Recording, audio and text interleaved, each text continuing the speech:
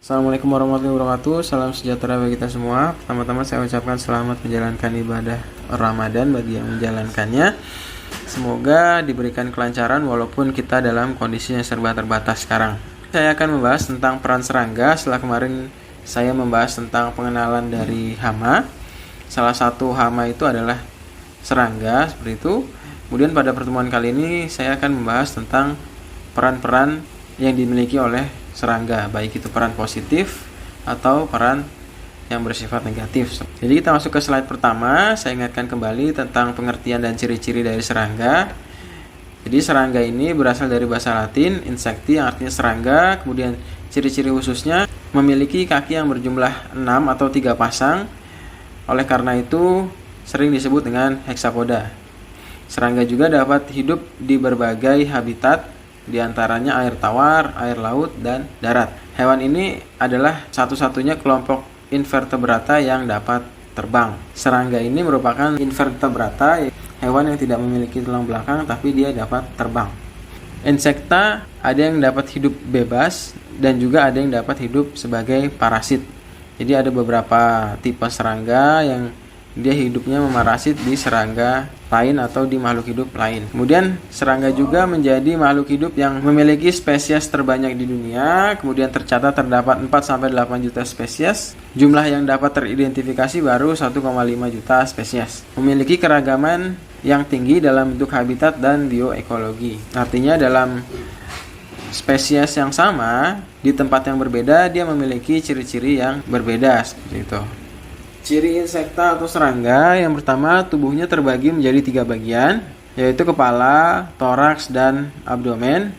Memiliki sepasang kaki pada setiap segmen toraks, sehingga jumlah kakinya ada 3 pasang yang berfungsi untuk berjalan, ada juga yang berfungsi untuk melompat, seperti itu. Selain kaki, ada sepasang sayap yang menempel pada bagian toraks dari serangga. Kebanyakan insekta memiliki sayap pada segmen kedua dan segmen ketiga di daerah dada. Pada jenis lain sayapnya tereduksi, bahkan ada yang tidak memiliki sayap sama sekali. Jadi insekta ini ada yang memiliki sayap dan ada juga yang tidak memiliki sayap.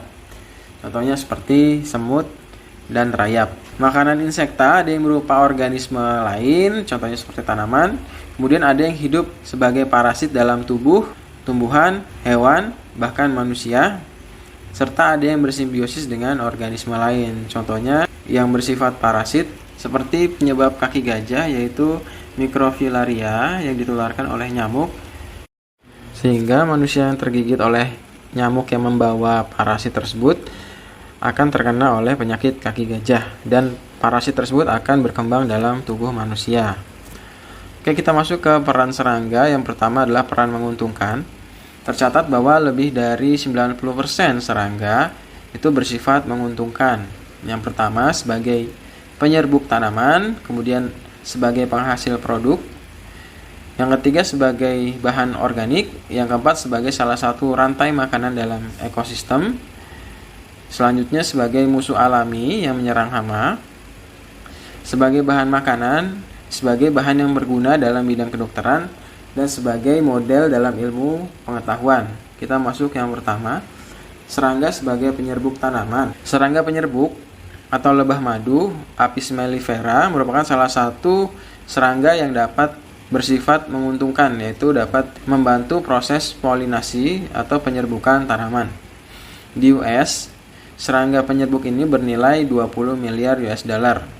Karena tanpa adanya serangga penyerbuk ini, tanaman-tanaman tidak dapat melakukan proses penyerbukan. Lebah madu memiliki bulu-bulu halus yang terdapat di sekujur tubuhnya yang dapat membantu proses penyerbukan. Ketika lebah madu menempel pada satu bunga, polen-polen yang ada pada bunga tersebut akan menempel. Kemudian ketika dia bergerak, beberapa polen akan jatuh, kemudian akan menambah besar kemungkinan terjatuhnya polen pada putik tanaman. Ketika polen jatuh pada putik, maka pembuahan akan terjadi, seperti itu.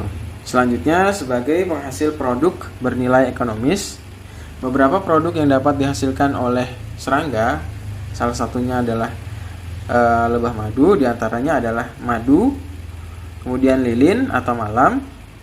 Di US tercatat bahwa nilai produksi madu dan lilin lebah itu mencapai 250 juta US dollar. Kemudian sutra ini sudah dikenal sejak zaman dahulu, tepatnya sejak 2500 tahun sebelum Masehi di Cina. Sutra ini berasal dari pupa ulat sutra, yaitu Bombyx mori.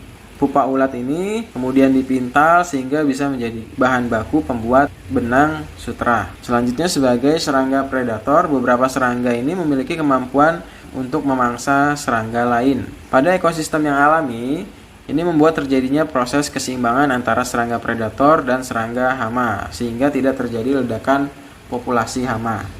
Salah satu contoh serangga predator adalah tomcat, yang beberapa tahun kemarin ini menjadi banyak diperbincangkan karena menyerang manusia seperti itu. Karena memang ketika habitat dari serangga ini hilang, berubah alih atau terjadi alih fungsi lahan yang tadinya sawah kemudian berubah menjadi lahan perumahan seperti itu, maka serangga ini akan masuk ke daerah tersebut karena memang lingkungan hidupnya sudah tidak ada. Padahal kalau misalnya kita pelajari lebih jauh, serangga ini merupakan salah satu serangga predator yang dapat memangsa hama tanaman padi, yaitu warang batang coklat seperti itu.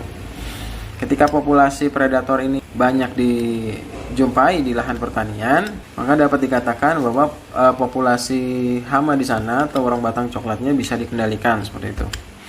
Kemudian serangga pengurai tanah. Serangga ini akan memakan bahan organik dari sisa tanaman atau binatang. Kemudian sangat penting bagi keseimbangan lingkungan, khususnya di daerah hutan. Karena serangga ini dapat memakan sisa-sisa tanaman dan binatang untuk melakukan proses dekomposisi. Salah satu contoh serangga pengurai tanah adalah dung beetles. Dung beetles ini pernah diimpor ke Australia untuk mengendalikan kotoran sapi di peternakan di Australia. Kemudian serangga tanah dapat membuat tanah menjadi lebih subur dan dapat menambah oksigen pada tanah sehingga tanah menjadi lebih baik. Kemudian pengendali gulma. Banyak serangga yang memakan tanaman, namun hanya beberapa dari serangga tersebut yang menjadi hama. Menjadi hama atau tidak suatu serangga itu juga ditentukan oleh kepentingan dari manusia. Sebagian besar serangga memakan tanaman menguntungkan manusia karena memakan gulma atau tumbuhan lain yang tidak diinginkan. Contoh kasus pada tanaman kaktus. Jadi kaktus ini didatangkan ke Australia. Kemudian pada tahun 1925 populasinya itu meledak sampai menutupi 25 juta hektar lahan. Pada tahun 1925 diimporlah serangga Cactobultis cactorum yang larvanya ini dapat memakan tanaman kaktus atau mengendalikan tanaman kaktus. Sehingga populasi kaktus di Australia bisa ditekan seperti itu. Nah, ini adalah contoh dari Cactobultis cactorum yang memakan tanaman kaktus. Kemudian serangga sebagai sumber makanan. Sejak zaman dahulu, serangga sudah dijadikan sebagai salah satu alternatif bahan makanan di beberapa daerah. Salah satunya di Indonesia, ulat jati, laron, dan belalang itu dikonsumsi.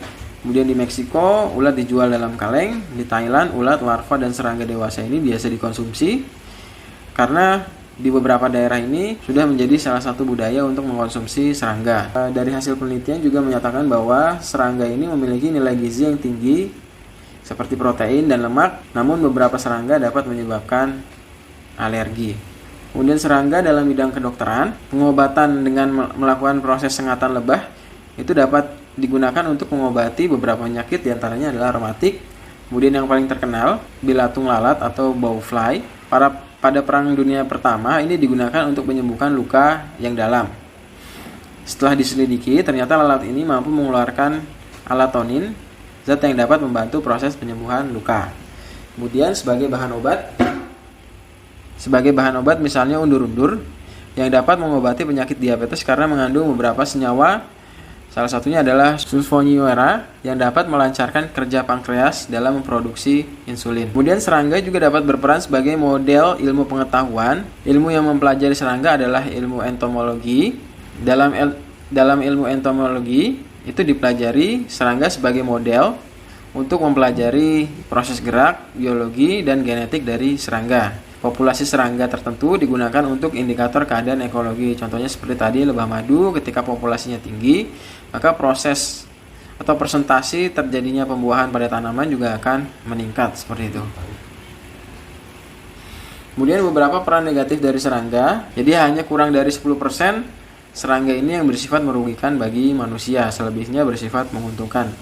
Yang pertama, peran negatif dari serangga adalah sebagai hama dari tanaman, kemudian sebagai penyebar penyakit atau vektor, dan yang ketiga sebagai perusak bangunan atau kayu. Kita bahas yang pertama, serangga sebagai hama tanaman. Sebagian serangga dapat merusak tanaman seperti ulat gerayak, belalang, dan wereng. Dikatakan merusak karena serangga ini dapat menurunkan kualitas dan kuantitas tanaman yang ditanam oleh manusia. Pengendalian dengan pestisida secara berlebih ini mampu menyebabkan terjadinya proses perubahan genetik pada serangga tersebut sehingga muncullah ras yang lebih tahan nantinya. Kerusakan pada tanaman dapat bersifat ringan hingga berat tergantung populasi serangga yang menyerang tanaman tersebut. Kemudian serangga sebagai penyebar penyakit, beberapa serangga ini diketahui menjadi vektor untuk penyebaran penyakit. Salah satunya adalah nyamuk. Nyamuk Aedes aegypti ini diketahui menjadi vektor pembawa virus dengue yang menyebabkan penyakit demam berdarah yang menyebar di daerah tropis. Kemudian lalat ini dianggap sebagai pembawa atau penyebar penyakit karena senang berada di lingkungan yang lembab, yang kotor, sehingga berpotensi sebagai pembawa mikroorganisme yang merugikan bagi manusia. Kemudian yang terakhir, sebagai perusak bangunan atau kayu, salah satunya adalah rayap. Jadi rayap ini dikenal sebagai salah satu serangga yang dapat merusak bangunan yang memiliki bahan dasar kayu. Hal ini disebabkan karena rayap memiliki kemampuan makan yang cepat. Diketahui bahwa si rayap ini menyerang bangunan atau menyerang kayu 24 jam non-stop karena memang populasinya sangat banyak. Karena rayap ini merupakan salah satu hewan yang hidup secara berkoloni. Rayap tidak menyukai lingkungan yang terkena cahaya matahari langsung dan sangat menyukai lingkungan yang lembab. Kayu yang bersentuhan langsung dengan tanah biasanya akan lebih mudah terserang oleh rayap. Kemudian kumbang pengebor kayu, serangga ini memiliki alat mulut yang dapat merusak struktur kayu. Serangga ini berukuran antara 2,5 sampai 5 cm. Warnanya coklat kehitaman. Kumbang ini menyukai lingkungan yang lembab seperti itu. Jadi ada beberapa efek negatif dari serangga.